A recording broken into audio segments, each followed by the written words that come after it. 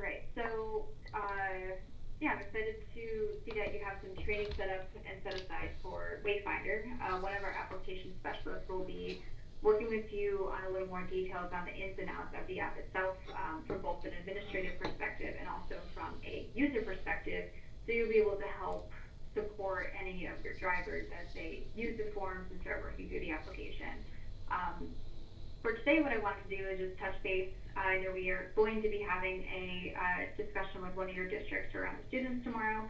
I wanted to see if you had any other shortcomings or issues with Wayfinder since we did set up your account, and also talk through any changes that you may have requested and Zach may have made to the forms themselves as we work through the project. The only issues I've had with the was allowing them to change their password. They can log in with the password, username and password that was given to them, but they can't change their password. Okay. And then you said that they were trying with the gear icon that I showed you, right? Yes. Were they getting an error, or was it just saying? It's saying that the password is incorrect that they're using. So when you enter the current password, which is their first initial followed by last name, capital first initial, and they try to change it to something else, it's saying that the current password is incorrect. Interesting. I will let me play around with that and see what could be happening. Zach, have you heard about this before? No, my guess was that we didn't have emails configured or something like that. Obviously not the case. So, yeah, I have not seen kind of error messages coming back trying to change your password. So, no easy answer for me, unfortunately. Yeah, I wonder if it's specific to Form Finder because they have to go to this page, the gear icon, and do it. So I'll play with that on our service environment and see if they can reproduce it.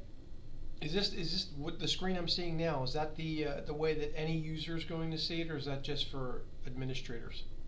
That's the way they see it when they log in on the PC. Are they having a problem with the device too? Is that they should. I'm sorry. On the device. If they're logging in using the device, are they having that same issue? Say that one more time. I'm saying if a driver or somebody's using the device, are they having the same issue? Well, the problem is I don't have any devices installed on any of the buses, so that everyone is just using the laptop, I'm sorry, the desktop. We don't have you don't have any users, any the buses in your yard? No, I sent you an email. Yeah. Along with John. I need those like 7 buses so that they can test it out while they're on the road. I got you.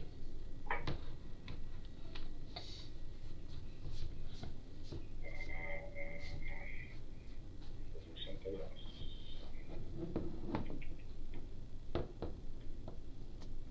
So,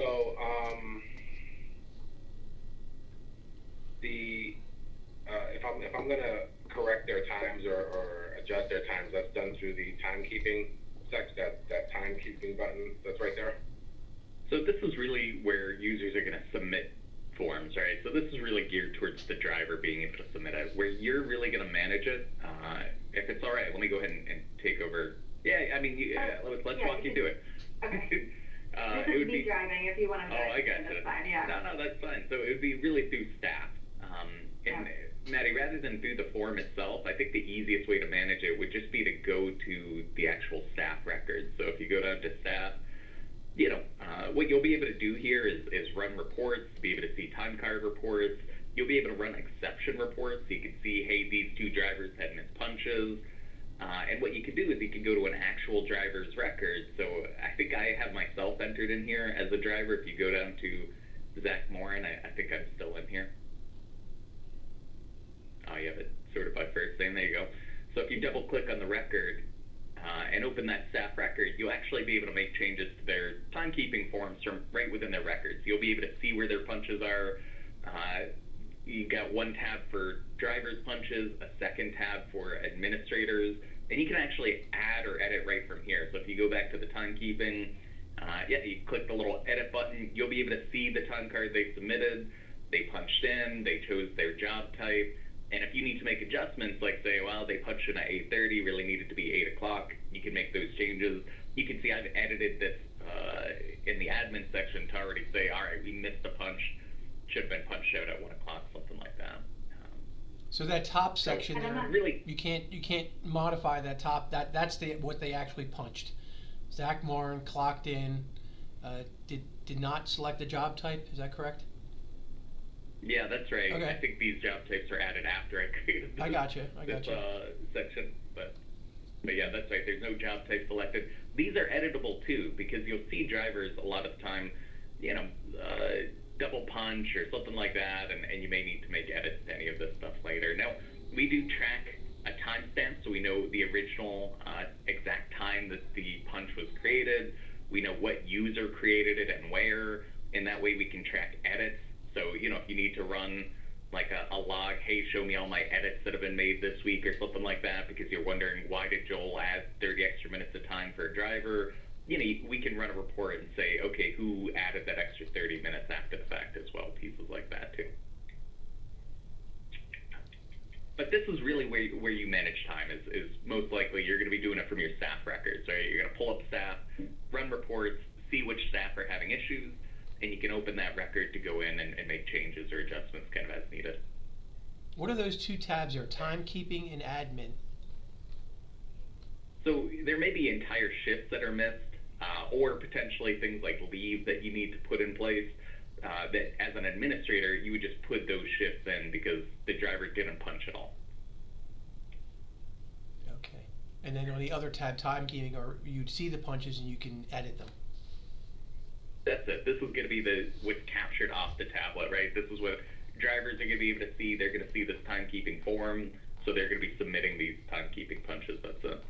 And then when you run your time card or when you run a payroll export, obviously you want to see all this information together. You'll see your driver punches, you'll see your admin missed punches or leave or whatever it is that you're putting in for those pieces there.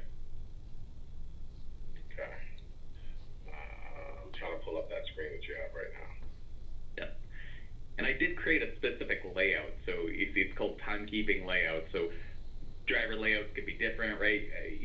There's going to be people within your administration that are working with staff that don't care about their timekeeping, I'm sure, so there may be layouts that they're using. So this is a specific layout that I've set called timekeeping.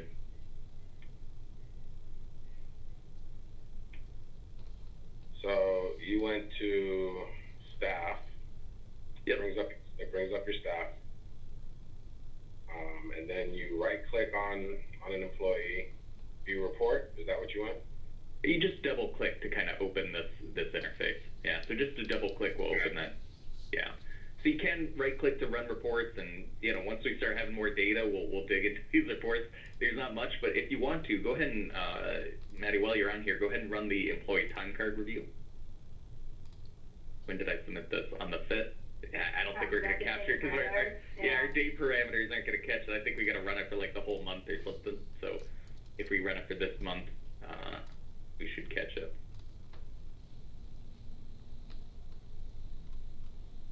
Do these affect anything? Yep, those are going to affect it. So we'll run for this month.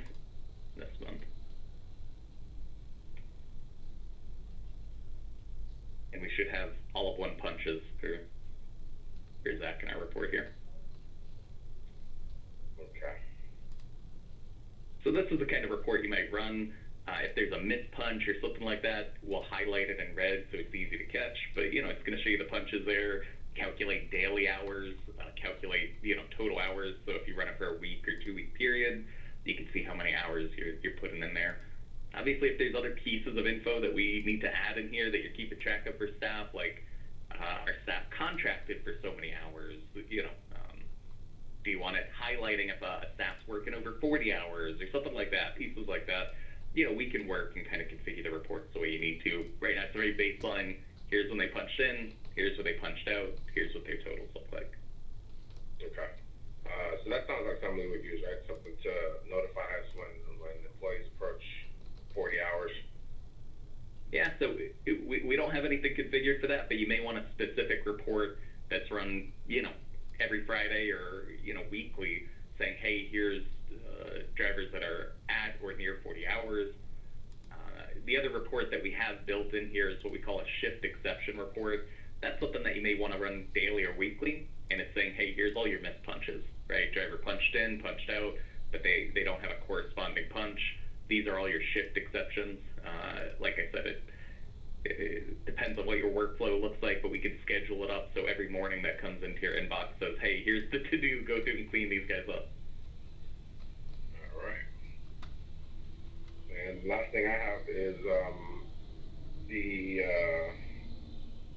job types that I sent in. Not everything was done. Yeah, I think I needed to review that, right? I think maybe there's a piece that I was missing there. Let me pull up that email from you.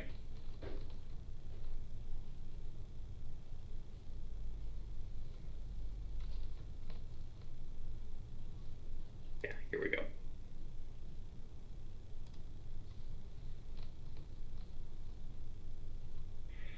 So let me just stop you. Alright. Let me just I'm catching up here. That screen that I'm looking at right there where it says staff in the upper left corner. How do you get to that screen again? Through what part of the application? I mean, am I in admin? Am I in form finder, admin, route finder? Now, You're So right. you'll be in Route finder. Route Finder. Okay. Yeah, and this is gonna have the data grids option right here. Data grids is what hosts all of our more granular pieces of information across I the gotcha. system. So not just students, staff, trips, but staff would be found right here. I got you. I'm sorry. I'm there. So staff, timekeeping, admin only, whatever. Yeah, okay, I see. Yep.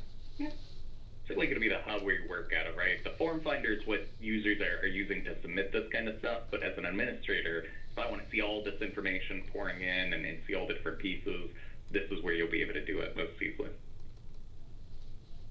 All right, so let's talk to, I am going to steal the screen here just for a second here, if that's all right. So taking a look at the email that you sent, Joel, I see there's some positions and then there's some activities they might do, right? Correct. So for example, is a driver will clock in and then select what activity they're doing. One of these four, kind of, right? A cover driver won't have to do any of that. It's actually useful if they can, because then we can see what activity it is they're doing, but some people should not have access to, say, shop or trainer. There's only a couple of drivers, a couple of aides that are trainers. So not everyone who's an aide should see that as an option to select. That should be individual, if that makes sense.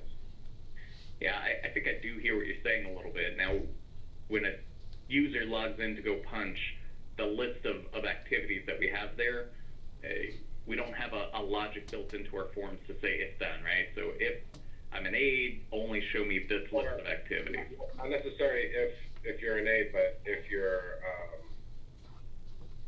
a certain individual, you see, so for example, one person who clocks in, is it a way to associate their user ID or their personal information, their name, with job types? There isn't. No. Okay. So the form's going to have same set of job types. Now, if you're saying some people are going to clock in and you don't plan to track an activity with them, right? If a cleaner clocks in, they're just getting paid to do their job. Right. They're not doing a late run. We could certainly make the activities optional so that they don't need to select anything. Or, we could have a field like other or cleaner that they would just select. But yeah, the list they're going to see of kind of activities is going to be set for all users, right? They're going to log in and clock it in and out, and then this is the list of activities. It's not something dynamic that we'll be able to set based on this user sees this list, that user sees that list. Okay. How about like if somebody logs in the morning, we have a cover driver, and they don't have an assigned run. They clock in the morning, 6 o'clock, and then 8 o'clock they're assigned to a run. So would they have, how would they just re-clock in again with a different job activity? So changing job type kind of thing. Yeah. Yeah, that's a good question. What some of our districts do is they kind of have a transfer position, so you can clock in, you can clock out, or you can transfer. Because what they'll do a lot of the time, tracking their activities is pretty important for them because they want to make sure how many hours each week are spent fueling, how many are spent doing our runs. So they may have a transfer option. So they clocked in to do a morning run. They then need to transfer to do bus fueling. And then they're going to be transferring to do office work, and then they're going to clock out for the day, right? So they really had one clock in, one clock out, but they did transfer between a few different job types that they're doing. If that's something that you see being useful, we could definitely set that up. But again, drivers would just have the option in, out, or transfer to a different job type if they need to. I think that would be helpful, don't you, Joel? Yep, absolutely. How would that work? That makes Is there logic built into it then? So if they select transfer, it gives them another list of activities? The activities are going to be set, really. So it's going to be kind of a static list, right? Right. So they'll have the option to clock in, out, or transfer, Okay. and then they'll just be choosing from a set job list type. It'll be the same. So it'll be the same job type, except the next time around, they'll hit transfer, and then so it won't clock them out. It just transfers their activity. That's it. And then at the end of the day, they just clock out. They just clock out. Yeah, so they'll have one in and out still, right? They started working, they ended working, but they may have a few transfers so you can catalog, right? And where that may be useful is because you'll be able to categorize the hours, right? How many hours did they spend on this job type? How many hours did they spend on that job type? You may want to run an Excel spreadsheet at the end of the week or the month and say, all right, how many hours are we actually spending on each job type here, And when they clock out, are those job types, are they required? Do they have to pick one, or it won't let them progress? Is that optional, or? I assume you want it to be required, right? Because you want to make sure you're capturing it as often as possible. But as we talk through something like this, where a cleaner may not have a job type, it's up to you whether you want to make it required or not. I would probably lean on the side of we want it required because we don't want to be missing Right. job types where a driver's just too lazy to punch it, But Right. So when they clock out, like an other field or something like that. No, I think he's asking about clocking out. Yes. So if I clock in as a cleaner, and then I'm done with my shift, and I'm going to select clock out, do I need to also select the job type that I'm clocking out of? You do. Yeah, it's Okay. the same form. So if it's a required field, it'll be required to clock in and out. so we can just instruct them to say whatever your current job type is at the time you're clocking out, select that. That's it. Okay. I think that's pretty good. The transfer option, I think I think we definitely need that. And are you okay with having all the job types being listed? No, I guess, Shop, yeah, I guess we have to, right? I Maintenance. guess we have to. Is there any way to change the order of those, like to the way it shows on their screen, to put like the less frequently used ones down the bottom? For sure. It's not alphabet, okay. Yeah. No, absolutely. Yeah. So we can configure the list based on, relevance and set it up how you want. Okay. So, I do want to chime in real quick. I know that conditional answers and questions have come up a handful of times in the past 5 to 10 minutes or so. Since Form Finder is a fairly new product, it is something we're still constantly working on evolving and changing. And so I've sent a couple of emails to our VP of development who helps manage the product management and stuff like this, just letting her know that these are active requests on your plate to make sure that we eventually do implement conditional logic into not just the questions that people see, but also the answers that appear based on the questions they answer. So it's not something that I personally have a timeline for right now, but it is on our roadmap. Awesome.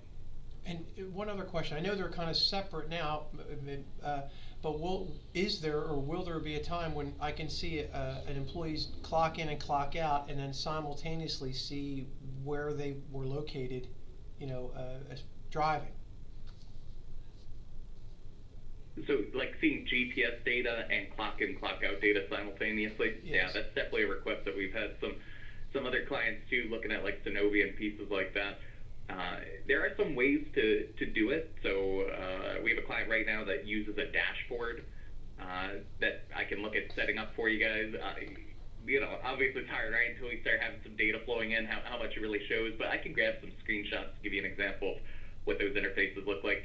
The piece that I find frustrating right now is that the information's not inherently tied, right? So for me to be able to look at that information, I got to put in what driver am I looking at and what vehicle am I looking at, and I can then see side by side punches and GPS events.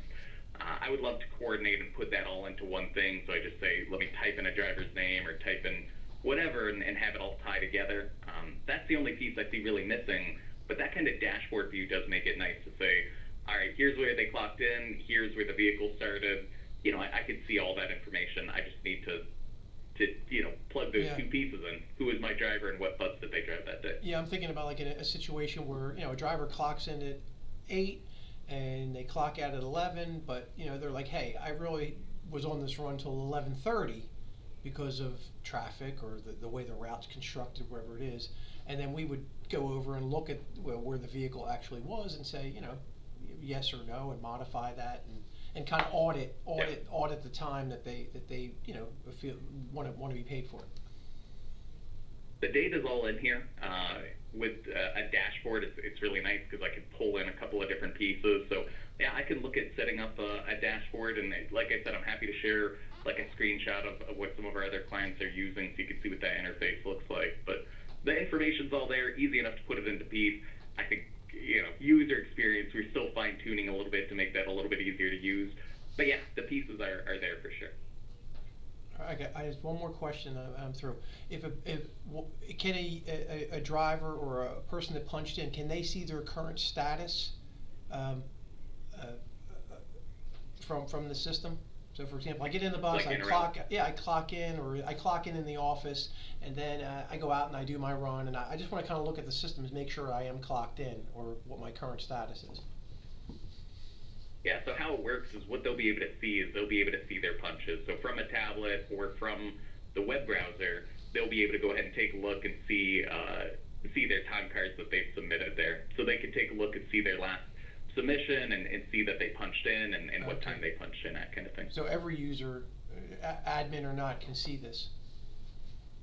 Their punches, their own punches. Their own. So, you know, an administrator will be able to see everyone. I got you. But me as a user, I could come in and see, yeah, what were my punches for this week, yeah. Okay, that's good. Yeah, I will say, if we're talking, you know, like Madeline was, feature requests and things that are on the roadmap, you know, one piece that we've gotten asked for is drivers would love to be able to see their own time, right? You want to hold them accountable for it and have them reviewing that. So from the tablets, we want them to be able to run a time card and say, hey, let me see my week or whatever. Did I punch in? Did I punch out? Did I get all the hours I was supposed to? That's in development right now. Drivers are not able to run their own reports like that. Only administrators are able to, but a big request and push there to be able to let them run that right from the tablet too. Okay, but the driver can. Sometimes it's hard because I know we're admins and we're going to different areas. I don't know what our drivers can see and cannot see. Yep. But you're saying that a driver, even with their level of authorization, can go in and see what their punches are. That's it. They'll be able to see when they punched in and out. What they're not getting here is they're not getting calculations, right? They're not getting, you know, all right, give me a total for the week then, right? They're just going to see a bunch of ins and outs. So where would they go on their tablet to see their punches? Yeah, so you would click on forms, okay, and that's where you're going to see your time card to be able to punch in and out. And when that loads up, there's kind of a hamburger menu up in the top right corner, which is where you can see my submitted forms.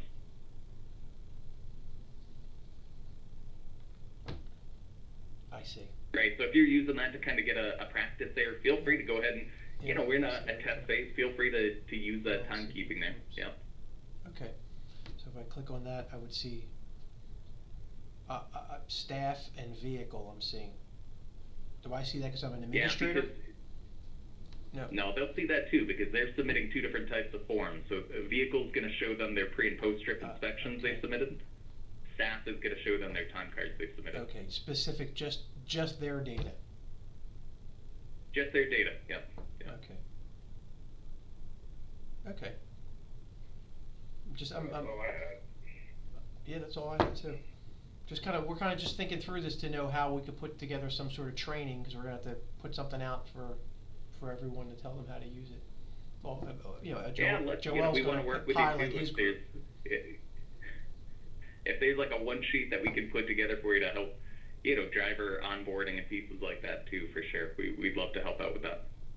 So I see on mine, I see on mine when I look at my own data, it has coordinates there. Is that like a GPS coordinate as to where I did this?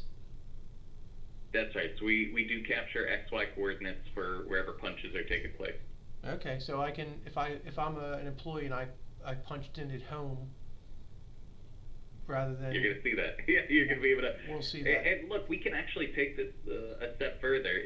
It's hard if you don't have drivers punching in consistently at a yard, but we can lock where drivers punch, right? So if you want to, you could say geofence it so punches can only take place at this location, or even IP lock it to say only allow punches on this IP range, something like that. We put that functionality in place specifically for some of this stuff, but I'll be honest, trying to implement it, it's hard because sometimes drivers do start their route at home, and sometimes they do, Right. Okay, I didn't think you could do that. Like with Synovia right now, Synovia has it locked down that way. They have to be, in a certain geofence in order to clock in. But I don't want to make it too restrictive, but it's nice to know that you can do that. You can do it, or you can also just pull up and take a look and see where punches are taking place, kind of thing too. That's exactly what I was going to suggest. Yeah, so if you want to make sure that, there's no outliers, you can take a look and see who's punching at home, and that information is available there. So yeah, when you look at raw data that we're capturing who the user is that's submitting the punch, date and time that they're doing the punch, we're capturing XY coordinate, we're capturing IP address, all that kind of info. Okay.